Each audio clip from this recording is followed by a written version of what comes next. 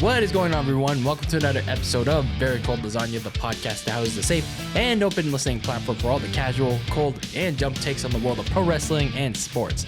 I'm your host, DylanLasagna. Welcome to today's episode number 104 of this freezing cold podcast that houses the icy yet spicy lasagna in the very cold fridge.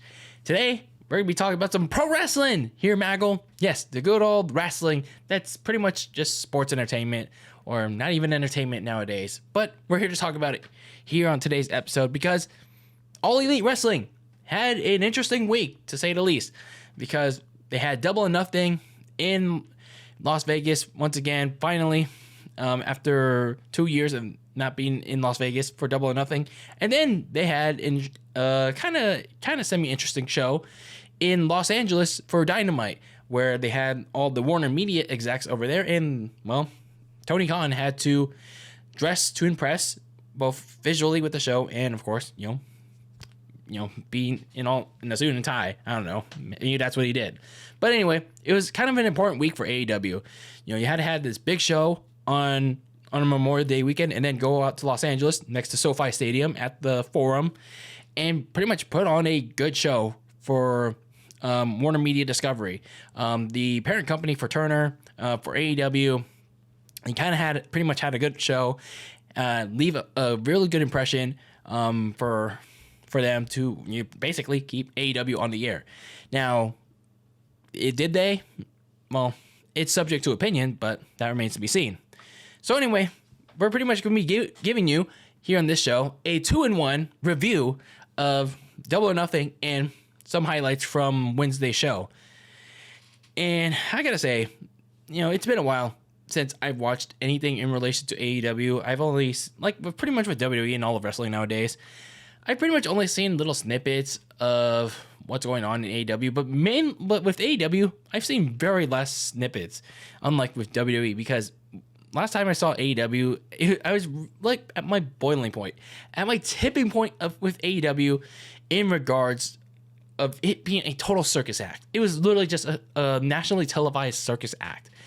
When I reviewed Grand Slam, which I pretty much called the bland scam back last year in September, I was pretty much like, I don't know, I kind of had enough with AEW. I really did. I was just like through with it. I really hated what was shown to me for like a good chunk of 2 days. It was pretty much a stadium televised circus fest.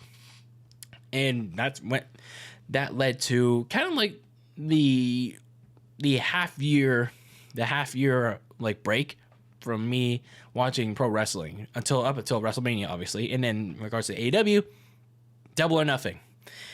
So yeah, here we are once again watching something AEW, talking about something AEW. So clearly there's a lot of things that I missed in the last several months. I mean, I may have mentioned some things on Twitter, but yeah, here we are talking about it here on this show. Now, before we get into that segment, before we get into our AEW Double or Nothing review, tonight, or if whenever you're watching this, whenever you decide to pick up this podcast, when the time I'm recording this day is the start of the NBA Finals. Yes, this is some non-wrestling banter before we get into the meat of the potatoes of the show. The NBA Finals start pretty soon.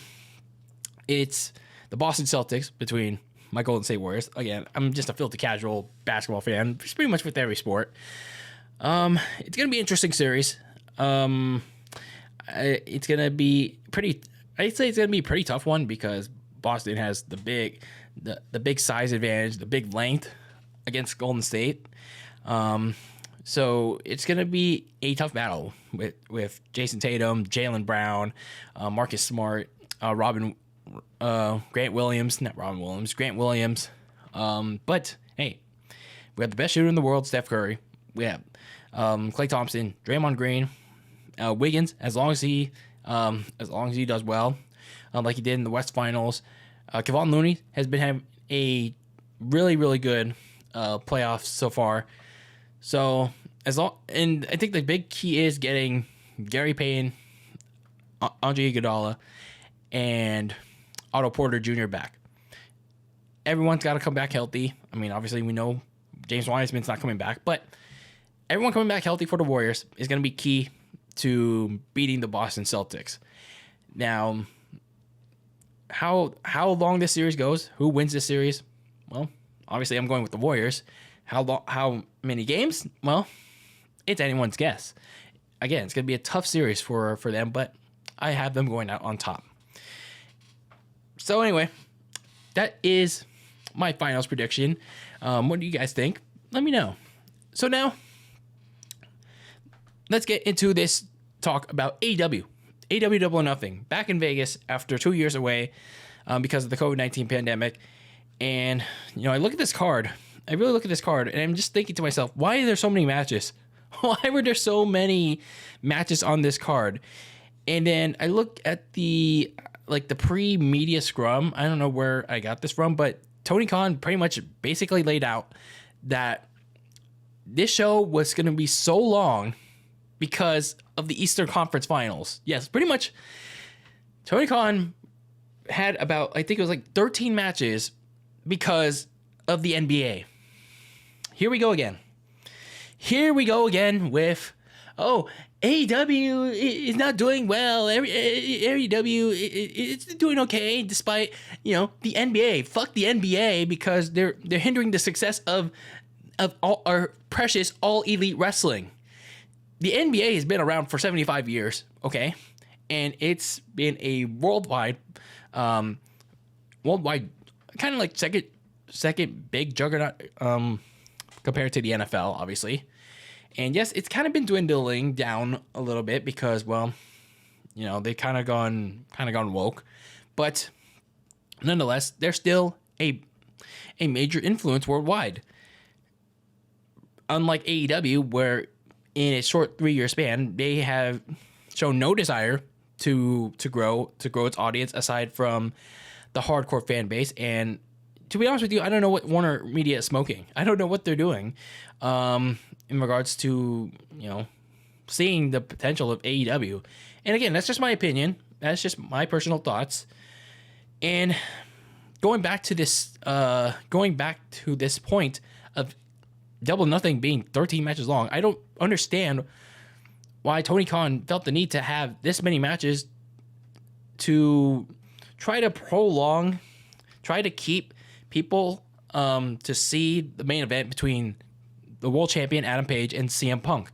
Because to me, this was just basically admitting defeat. This is basically just admitting defeat that he's going to basically lose this competition between Double or Nothing in Game 7 between the Boston Celtics and the Miami Heat.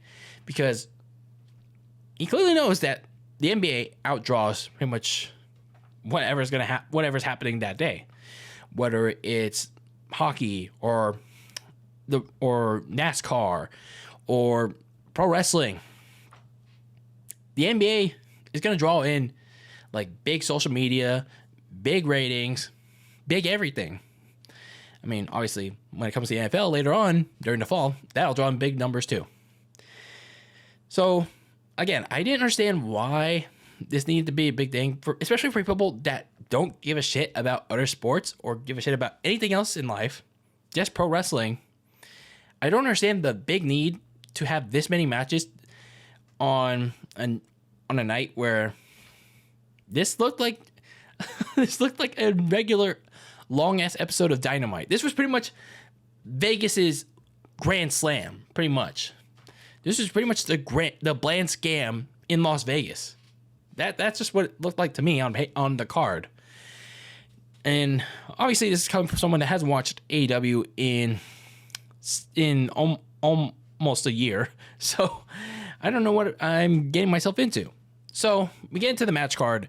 We start with the buy-in, and I don't know when they started changing up the format for the buy-in. It's clearly not like the pre-show format that they had in years before, and I think I like that better that way. Showing the vignettes and promos, so it's catching people up. And I actually like that better because by the time we got to the buy-in match, I was kind of caught up on what was going on. Maybe it had me deciding whether or not to care for these matches. So that's something. So we had the buy-in match. This was my first time seeing two guys that were kind of trending in the wrestling community, Danhausen and Hook, going up against the premier athletes Tony Nese and Smart Mark Sterling. And, the only takeaway I could think of Danhausen is that he's kind of an asshole.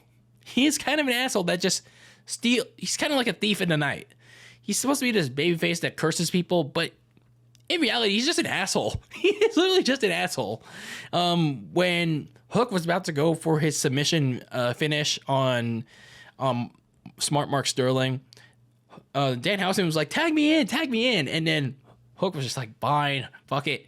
And then all Danhausen teased he was going to go for like some big move, his big finish. But no, he just literally pins Smart Mark Sterling. And then he just stole the win. He stole the win. What asshole move was that? So that was the buy-in match. Like, it's whatever. Then we get to the opening match, and this one actually had a lot of intrigue going in. A lot of interesting things going in because, well, this was honestly the storyline that had everybody talking. Not just from a television standpoint, but from, a dirt sheet standpoint. And let me get to the television standpoint first because, this... I was, it's just me catching up on things with AEW because pretty much, when I first started watching AEW, I knew MJF and Wardlow were thing. Wardlow was his bodyguard for a long time, but it was around Revolution where Wardlow had enough of MJF's like verbal and emotional abuse being his bodyguard, and if I remember correctly, MJF assisted CM Punk. Like he let CM Punk use the Dynamite ring on MJF and basically cost MJF the match. So they went through, Wardlow went through these trials and tribulations to get a match with MJF to get him out of his contract with MJF and become a contracted AEW wrestler. And if Wardlow lost, he would be permanently banned from AEW, if I remember correctly. So anyway, from the dirt sheet outside the ring perspective, like the unconfirmed, like from the grapevine perspective, MJF was in a lot of hot water. And not say like, oh, he was in trouble or anything with the people with the wrestlers backstage, but him and Tony Khan were not getting along at all because in the last several months, apparently MJF wanted more money. He wanted to get paid more. He wanted a contract extension. I don't know what the full details are, but he was apparently getting very frustrated about his status in AEW, getting very frustrated with his contract, his pay.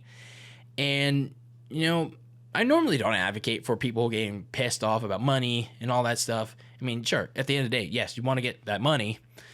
But for someone like MJF, who's been like a good ass wrestler, he's good. He's a good mic worker. He actually one of the very few people in AEW that actually possesses a character, that actually possesses a gimmick, that actually can tell the story, both in the ring and on the mic. MJF deserves that money. He deserves that fat ass contract. In all honesty, MJF should be one of your franchise players in AEW, especially now that Cody Rhodes has left to WWE to go back to WWE. In my opinion, MJF shouldn't go to WWE if the opportunity presents him, because you know how watered down MJF would be in WWE compared to his work in AEW? Because MJF would pretty much just be in WWE, would just pretty much be like The Miz. He would literally just be like The Miz. So, over the Memorial Day weekend, MJF reportedly no-showed his meet and greet, and he apparently also booked a one-way flight from Las Vegas to New Jersey, but that turned out to be false because he managed to show up for his match at Double or Nothing, albeit at the very last minute. And, well, regardless of what happened prior, the match was written in a way to either bury MJF or give him his due. Give him his just desserts. Because after being a typical asshole that he is, he faked an injury to try to pull out that Dynamite diamond ring out of his trunks in a very bad effort in front of the referee, mind you. MJF got what he was getting he got what he was going to get coming from Wardlow. A powerbomb symphony. And Wardlow, after 10 powerbombs, finally free from MJF's grasp, finally free from the handcuffs, and he is now all elite. So, pretty solid way to open the show. But yeah, there's a lot of uncertainty. A lot of uncertainty regarding both men going forward.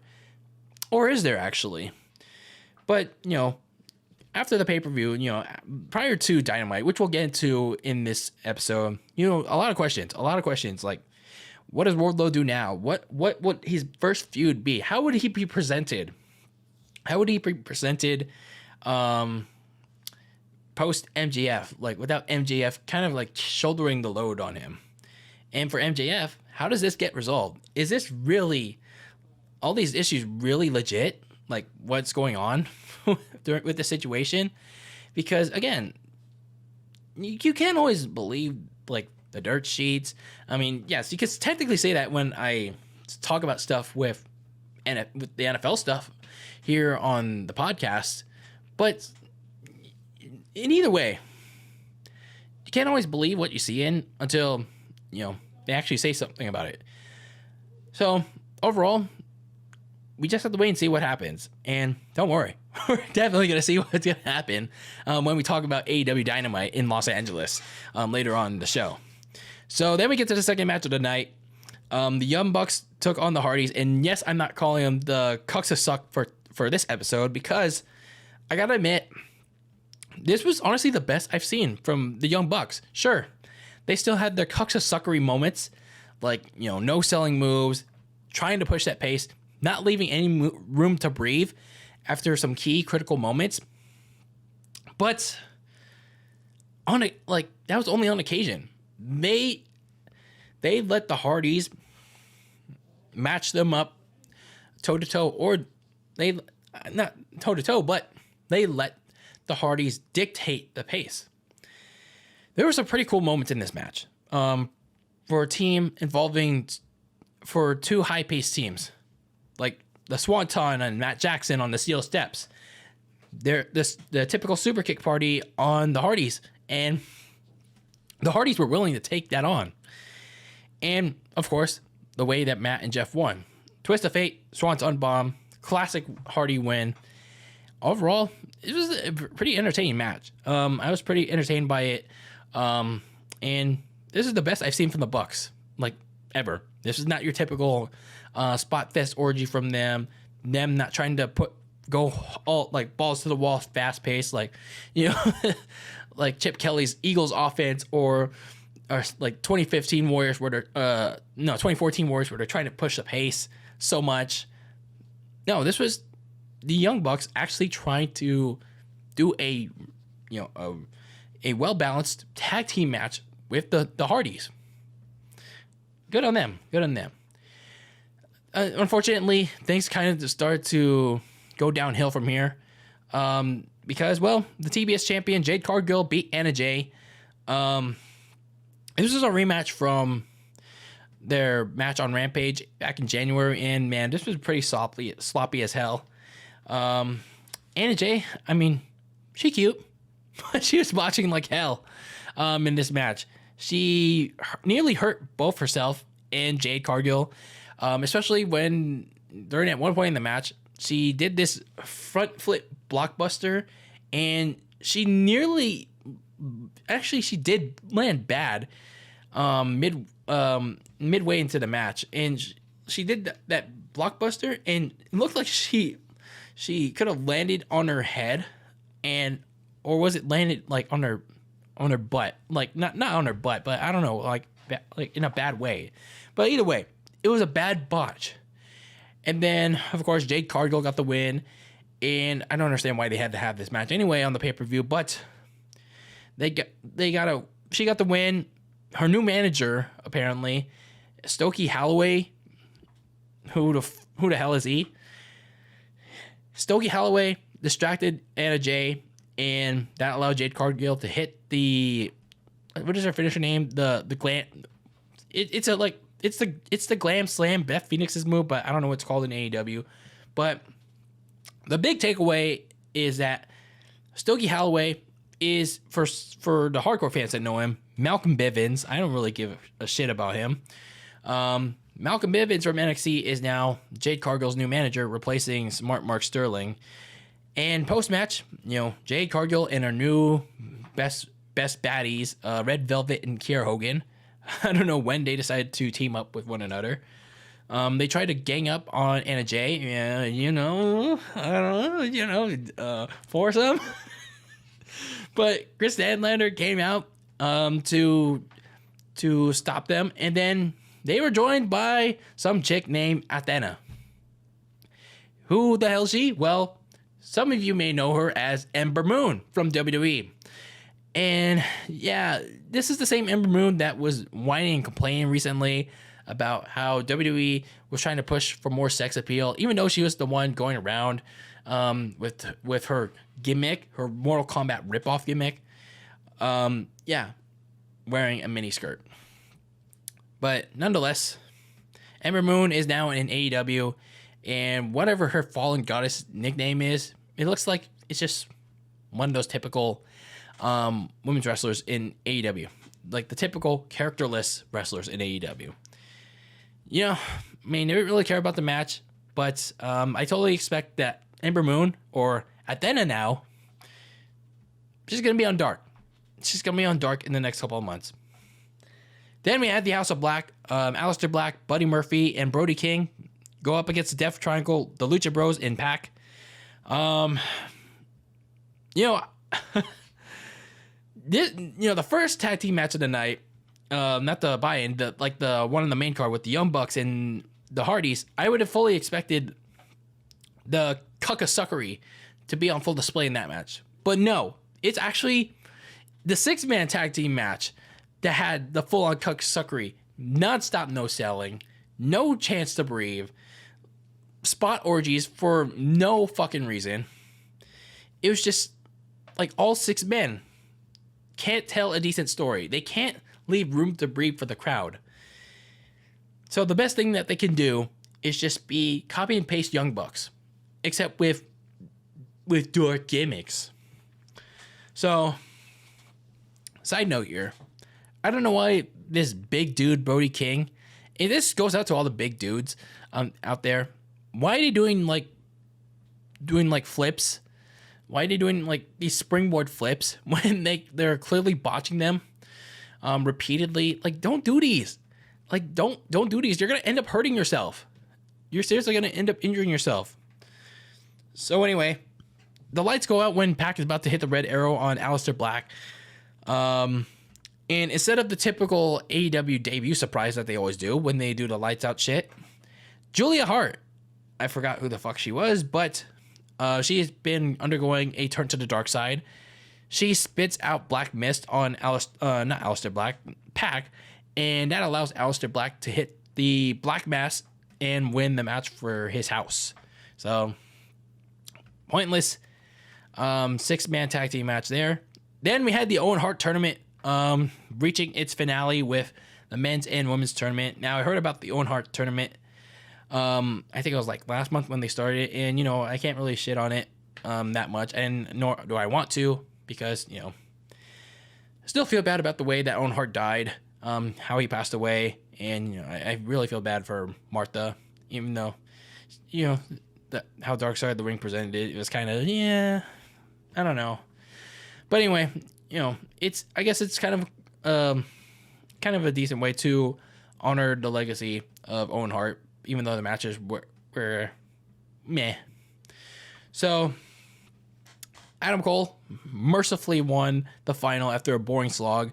He hit the last shot knee on Samoa Joe to win the men's final. For the women's final, Dr. Britt Baker, DMD, beat Ruby Soho. I mean, at least we got a good winner out of that one. It was a rematch from their Grand Slam meeting back in September. But again, it felt kind of like obvious that she was going to win that one after Adam Cole won the men's final. So after Britt Baker beat Ruby Soho, they were presented Owen Hart Tournament championships and the Owen Hart Cup. So I don't know. It is what it is. So then we had the Men of the Year. Ethan Page and Scorpio Sky team up with Paige Van Zandt, a UFC fighter that was making her debut in the ring, going up against Frankie Kazarian, Sammy Guevara, and Tay Conti. I forget why they were feuding, but I guess it was Sammy Guevara and Tay Conti being like very, very, very, very awkward, very, very cringe on AEW TV, and Ethan Page and Scorpio Sky were having absolutely none of it. And yeah, this thing with Sammy Guevara, Tay Conti, I mean, Tay Conti, yeah. But, yeah, it's pretty cringe. It's pretty cringe. So throughout this match, Kazarian was pretty much beefing with Sammy and Tay because, well, Sammy Guevara is really trying to impress Tay Conti and relentlessly trying to make out with her. I mean, come on. You knew this was coming. When they were doing their entrance, they were just like tonguing it out. Blah, blah, blah, blah. So it eventually reached its boiling point. Sammy Guevara, Tay Conti were in a 3-on-2 situation in the middle of the ring, and Frankie Kazarian looked like they were going to join them, but nope, that wasn't going to happen. And I gotta say, Paige Van Zandt looks pretty solid in her limited action with Tay Conti. Obviously she looks like a fighter that that seems like that really wants to improve in the ring with more matches, more experience. So good on her. She executed her offense pretty well and sold well for Tay Conti. So in regard to the matchup itself, the Men of the Year, Paige Van Zandt won. But yeah, Sammy Guevara is not going to be sleeping in the bed with Tay Conti for a good while because, he just had to super kick his Brazilian girlfriend. And, man, there'll be no bed loving for those two for a while. And I got to say, I was very entertained. I was pretty entertained by that last 1/4 of the match. I was pretty entertained because I knew at some point cooler heads were going to prevail. They were just going to explode. So Sammy finally got his due, and it was pretty funny. So we pretty much had the biggest pointless match of the night: Darby Allin versus Kyle O'Reilly. I don't understand why this match had to happen on the show. This could have been on the buy-in, or this should have been saved for Dynamite, because these two were literally just fighting for the sake of fighting. It made no sense whatsoever. So Kyle O'Reilly won after blatantly choking Darby Allin with his own chain in front of the referee. Shouldn't that have been a disqualification? But they don't do disqualifications in AEW. That's only WWE. It doesn't matter. You followed the rules. You followed the damn rules here. So Kyle O'Reilly wins the match. I don't know.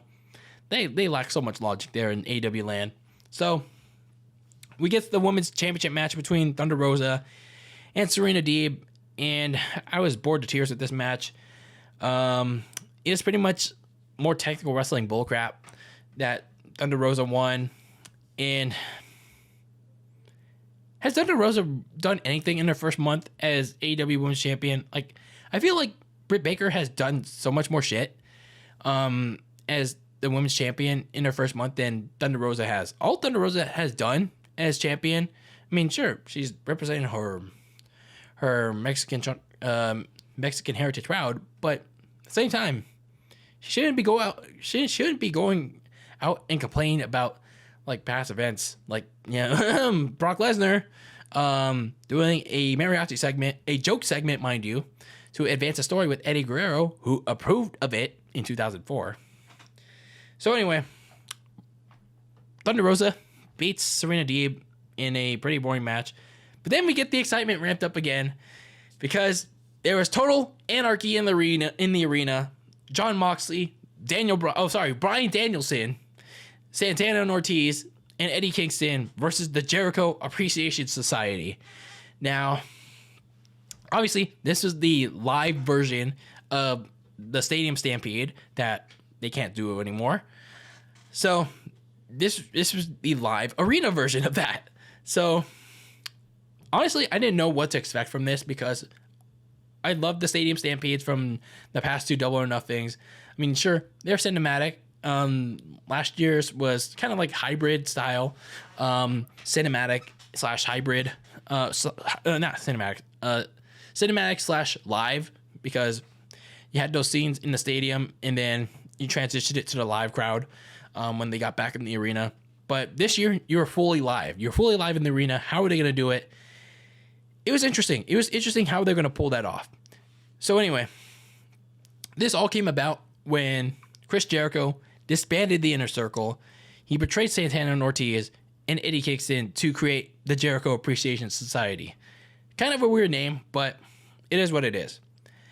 Somewhere along the way, as Eddie Kingston, Santana and Ortiz were feuding with the JS, Jon Moxley and Daniel Bryan, who were teaming up with each other for the dumbest reasons, but they wanted in because they want to make the Jericho Appreciation Society bleed too. So we had this match at Double or Nothing. So weird setup, but the match was very wild. I actually liked this match. So it was a lot of hardcore shit. Jon Moxley's music kept playing in the arena when they started fighting. Jericho managed to shut it off later on, minutes later. And, well, as expected, people were bleeding. People were already bleeding very early in the match. Eddie Kingston busted one of the members with a fork. Jon Moxley was busted open by Jericho. I think Daniel Bryan also got cut open with the ring bell. And Santana and Ortiz were doing a lot of crazy shit. Hitting a springboard blockbuster onto Jake Hager through a table, and then diving onto, I think it was Angelo Parker and Matt Menard through two tables off a ladder. So they were pretty wilding out in this match.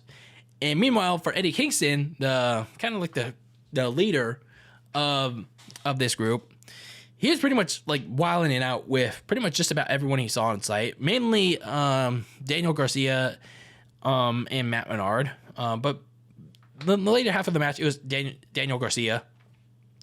So towards the end of the match, he finally emerged from the back after getting put in, I think it was like an elevator. Like, I don't know how they had an elevator in the arena, but I mean, like, it was not like the typical like elevator in the arena, but it was like one of those, like, I don't know what it's like, one of those airlift, like one of those bulk elevators. So he finally emerged from the back nonetheless.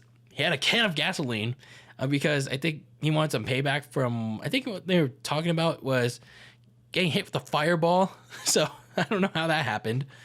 So Daniel Bryan was actually about to win this match. He was about to make Jericho tap with the label lock, and Eddie Kingston like just blindly poured it on both Jericho and Daniel Bryan, and him and Daniel Bryan got into an argument and they started fighting each other. Jon Moxley had to come in, separate the three.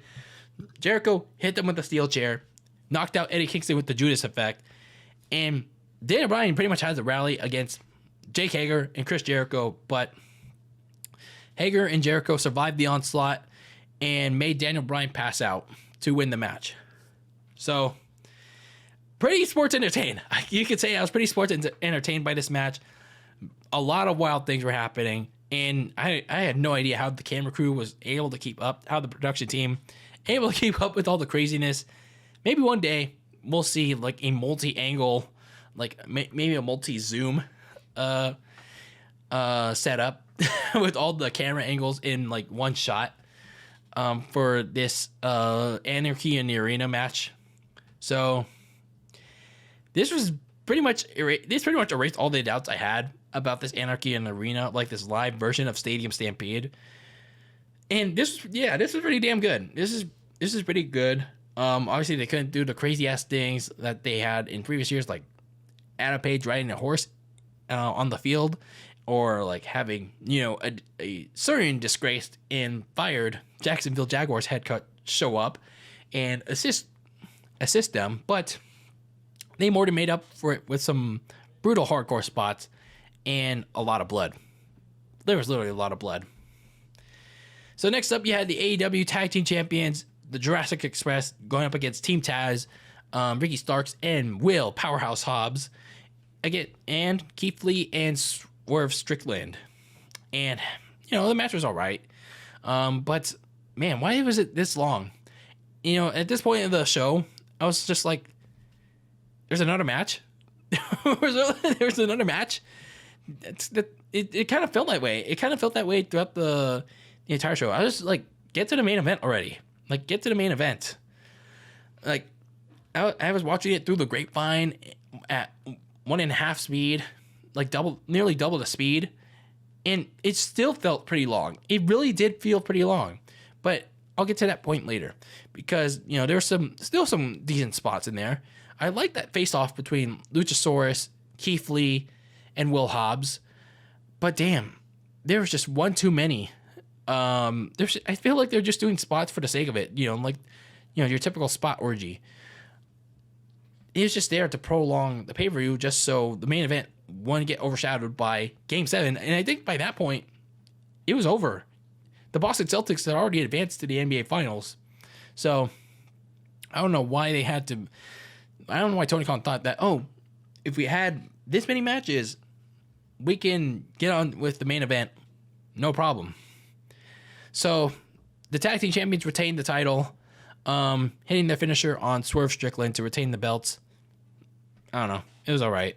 Then we get to the main event. Hangman Adam Page defending his AEW Championship against CM Punk. CM Punk's first world title match since 2013. 2013. His last title match was against The Rock at Elimination Chamber in 2013. Nearly 10 years. Holy crap. So, honestly, it was only a matter of time that CM Punk would get a world title opportunity.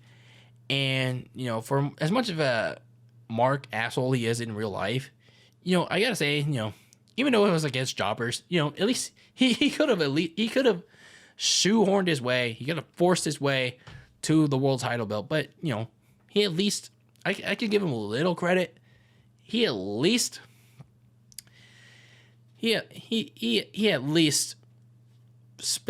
slow rolled his way into the title picture. He at least gave himself some time to freshen himself, to get his feet wet again in the wrestling bubble. So I guess you can give him a little bit of credit with that, but at the same time, when you look at his wrestling ability, it's kind of like a magic 8-ball at this point. So for Hangman Adam Page, I mean, he's been kind of a disappointing world champion from the snippets I've seen. He hasn't been doing. He's had title defenses against Daniel Bryan, Lance Archer, Adam Cole, but nothing memorable. He hasn't done nothing that remarkable. I mean, he's been playing second fiddle. He's not in the main event segment. He's not in the. He's not often in the top feuds. He's just there. He's just there playing second fiddle to whatever's going to be on the main event that night on Dynamite. I mean, he's not the worst world champion in the company's short history, at least, because that honor goes to Kenny Omega. It really does, because Kenny Omega did absolutely enough. Sure, he held the title for over a year, but goddamn, he was brutal. He was very brutal, being the collector. So this match was a very long slog. I was just waiting for them to get to the point. I was really waiting for them to get to the point of this match. CM Punk looked gassed. He looked really gassed. And that probably led to him botching twice the buckshot lariat. And I don't understand why he kept trying to doing it. He kept trying to do it after he botched it once. And he tried to go for it again. And he did it again. And the crowd was like pissed at him doing it again. Like, I don't understand the need for him to do it once. Yeah, sure. If you do it twice and you correct it, yeah, that's fine. But he clearly messed it up twice. I didn't understand that part. Now, the turning point of the match was Adam Page, like, buckling his knee on a moonsault spot with CM Punk. And, you know, it's very hard to tell if he was just like a storyline or he actually hurt his knee, because, you know, it kind of looked like he legit buckled his knee and injured it. So, nonetheless, the other big turning point in the match was Adam Page, with the referee knocked out, looked like he was gonna do a heel move on CM Punk and hit him with the title belt, but he didn't want to win that way. He wanted to win clean with the buckshot lariat, but it looked like his knee buckled, or he forgot to hit. He forgot to go. I don't know. He looked like he resisted, and that allowed CM Punk time to reverse it, hit the go to sleep, and win the AEW championship. So that ended pretty much what was a long slogfest of a match and a slogfest of a pay-per-view. And, you know, for this match, you know, Adam Page was trying to do all he can to carry CM Punk, because he looked gassed as all hell. Now, Punk has had slightly better performances in AEW, but this was one of his worst. This was literally one of his worst, because it looked like he had a hard time keeping up with Adam Page's, like, fast pace, and he was botching. He was botching some of the key moments in that match. Now, despite some of the issues, you know, at least CM Punk is champion. Now, the question is, can he move the needle? Can he thread the needle as a champion? We'll see. It's time for Tony Khan to put his money where his mouth is when it comes to CM Punk, because apparently he was defending him crazy during the media scrum post pay-per-view. So we'll see if CM Punk can be the draw, can be the champion's draw that he previously was. Well, technically he wasn't in 2012. But can he be the ratings mover that AEW needs him to be to actually grow an audience, to actually get some new fans in? We'll see. Personally, for me, it probably won't, but we'll see. So overall, I mean, this show, I mean, it was pretty much just like a collection of last year's AEW pay-per-view. A boring chore to get through. But this one was just even longer. This felt like WrestleMania 35, but, you know, it's nearly 5 hours long. And I know people are going to say, like, but you previously watched long-ass pay-per-views. You sat through Game 7 of the Eastern Conference Finals. You could easily watch a professional wrestling pay-per-view. Yeah, but basketball or football is not 5 hours long, right? Unless if it goes to like long, like several periods of overtime. But the point is, professional wrestling companies shouldn't be booking their shows with meaningless matches, with pointless filler. They should be putting matches that make sense on the card, putting the most quality matches that go in the show, and leaving the filler on television. Because as seen on Sunday night in Las Vegas, to me on when I was watching it on the pay-per-view, it looked like people were getting tired. People were getting gassed by nearly, like, not even the third hour or the 3.5 hour mark. Like, when people were finally celebrating CM Punk's victory, they looked tired. They looked gassed. And sure, it probably sounded different live for those people that went in Las Vegas. But to me, when I watched it, they looked gassed. They really looked gassed. So, other than 2 of the 4 good matches, I gotta say, you know, a lot of this show was just a boring chore to get through. It really was. Just to compete with Game 7 with the Boston Celtics and the Miami Heat. So, again, Tony Khan was just basically already competing and losing to this Game 7 that happened on Sunday. And again, I don't know. I don't understand the need why he wanted to compete with them when he was already going to lose. Why he wanted to prolong this event by trying to compete with the NBA. It makes no sense. All you have to do is put out the best quality show that you possibly can. And 3 years in, yes, AEW is 3 years old at this point. They haven't done it. They showed promise with Double or Nothing. They showed promise with it at the first ever Dynamite. Since then, since that first episode of Dynamite, it's slowly and surely gone downhill.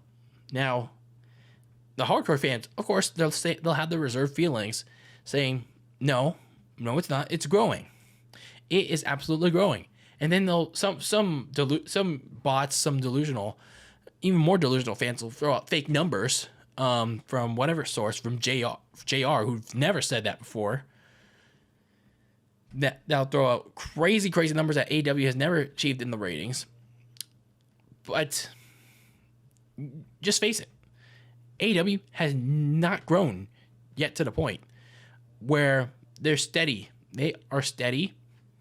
They have to get new fans in. Otherwise, in due time, Warner Media, unless they're high as fuck, they're not gonna latch on to AEW for much longer. They're not gonna appreciate Tony Khan. They're not gonna appreciate AEW for what it is any longer. Like, why do you think that AEW got moved to TBS? Why do you think that they get bumped off of their regular time slot so often by the NBA, or even hell this year, even the Stanley Cup and in the NHL this year? Why do you think they got bumped off so much? Because, well, they're not at the popular level yet, or maybe they never will be. But that doesn't mean they can't be if they don't try.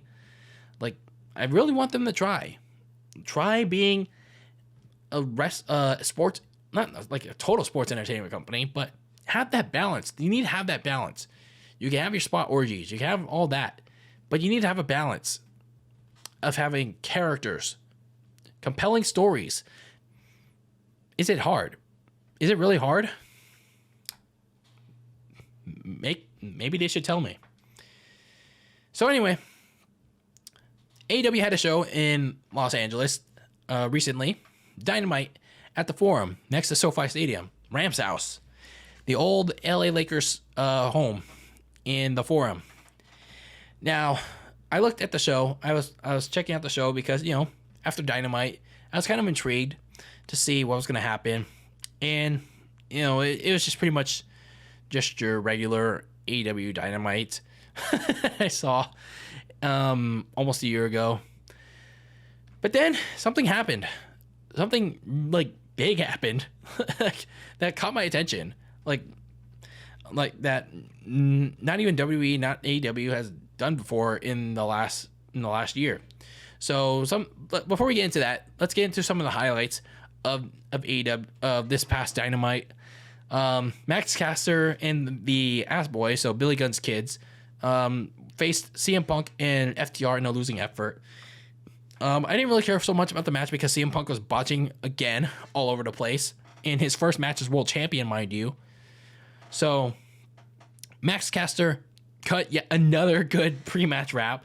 He made references to the Amber Heard Johnny Depp trial, and keep in mind they just had the verdict hours earlier before Dynamite, and Max Caster was so quick to reference it. I absolutely love it. I absolutely loved it. And I forgot what else he was talking about, but that was just so good.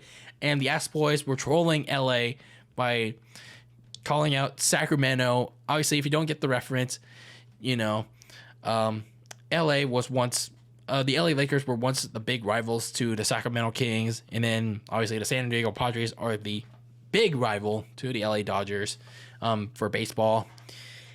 And then after the match, CM Punk apparently got his first challenger for the AEW title at the Forbidden Door pay-per-view by some random dude from New Japan called Hiroshi Tanahashi, whoever he is. Now, I would be more open to the idea of New Japan. Just, can you give us some vignettes? Give us some promos on who the hell these guys are? Like, stop making us Google search. Stop making us use the internet. Like, not everyone wants to do it. Not everyone wants to exert the effort. Like, this is not... Like the point of a TV show is to not make people already know what the fuck this is. So, stop it. So, anyway... before we get into the main thing that I wanted to talk about with this Dynamite, there were some more things that happened. Miro, formerly known as Rusev, is back after nearly a year away. So cool to see him back. In his first feud, post MJF, Wardlow is going to court.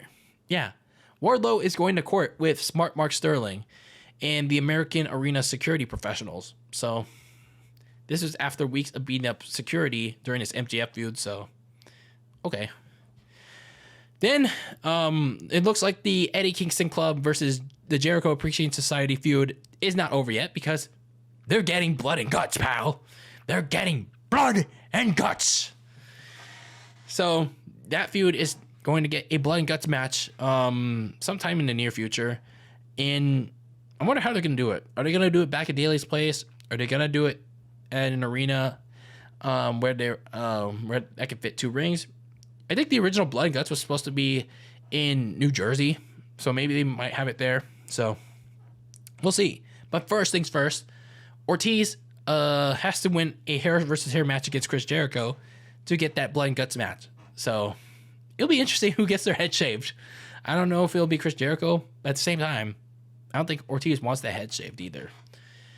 So now for the main thing that happened, the big thing that happened, and that was MJF. Honestly, didn't expect MJF to actually be on the show, much like everyone else. MJF, it was announced prior to the show that MJF would be on Dynamite to talk. And man, he actually ensured that nobody, absolutely nobody and nothing would be overshadowed by anyone else or anything that night. And he didn't drop a pipe bomb, okay? CM Punk's pipe bomb, okay, you can go over there. Go back to the graveyard. Kevin Owens' pipe bomb, go back to the graveyard. Everyone else's like failed pipe bomb attempts in WWE or AEW, go back to the graveyard. Because MJF laid a tactical nuke, dude. MJF laid a big ass tactical nuke incoming and dropped it in the middle of the ring. In my opinion, I don't care if it's a work. I don't care if it's a work to shoot. I don't care if it's an actual shoot. Like, in other words, I don't care if it's real. I don't care if it's a storyline. MJF dropped the bomb in that ring in Los Angeles, dude. He basically confirmed. I don't know. Maybe this is part of a storyline, but I think he basically implied that whatever's happening with Tony Khan and him was true. The contract talks stalling, him not getting the money that he deserves, pretty much all the drama that him and Tony Khan are having. I think he is basically confirming it here. So he talked about creating moments in AEW, yet getting absolutely no respect for it. And he's pretty much like shitting on Tony Khan at this point, from that point onward. Also taking, true honest jabs at us. And especially the Twitter marks, the Twitter, YouTube, IWC marks that relentlessly tweet their opinions on professional wrestling and then hypocritically changing their opinions on the fly, like Skip Bayless and Stephen A. Smith and Kendrick Perkins. And he's pretty much telling all of us uneducated marks that we don't know shit, which is true, okay? Nobody knows shit. So he ends off by saying Tony Khan takes him for granted. And he even openly mentions WWE here.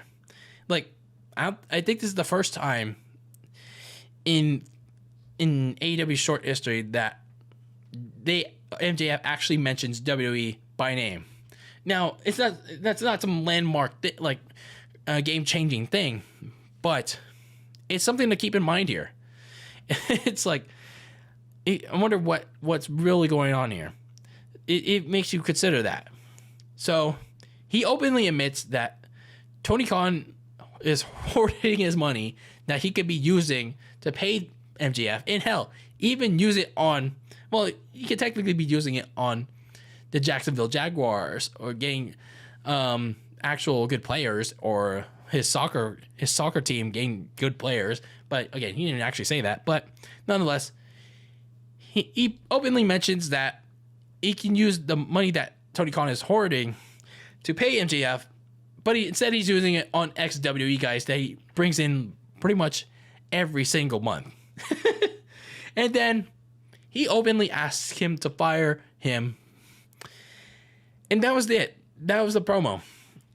Like, I love this. I absolutely love this. And I know some people have mixed reactions on it. Like, is this a work? Is this not a work? Some people find a way to also shit on it. But hey, we all have our opinions here.